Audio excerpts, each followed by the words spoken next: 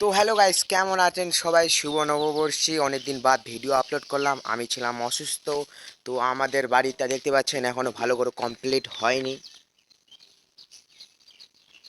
তো আমি একটু ছোট করে দেখাচ্ছি কারণ কেন এই ভিডিওটা আপলোড করতেছি।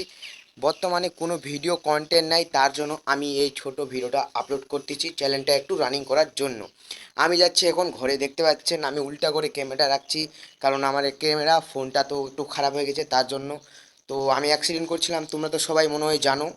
তো আমি একটু বলে দিচ্ছি আমি কবে অ্যাক্সিডেন্ট করছিলাম। তো আমি অ্যাক্সিডেন্ট করছিলাম 4 তারিখে, বৃহস্পতিবার 9:30টার দিক।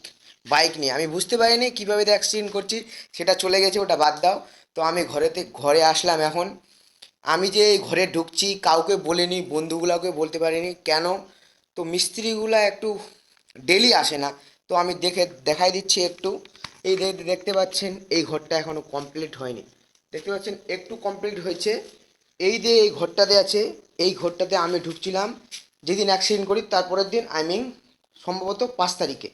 কাউকে বলতে পারিনি কেন, আর কি বলবো, একটা ঘরে কাউকে ঢুকছি আর কীভাবে কাউকে বলবো, তার জন্য বলিনি।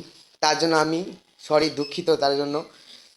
তো ভালো করে যদি আমরা গৃহপ্রবেশ করি তাহলে আমি সবাইকে বলবো আর সবাই আসবেন।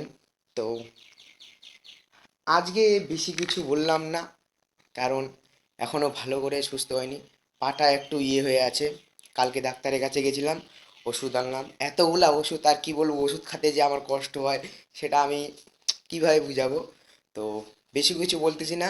শুভ নববর্ষী, সবাই ভালো থাকুন।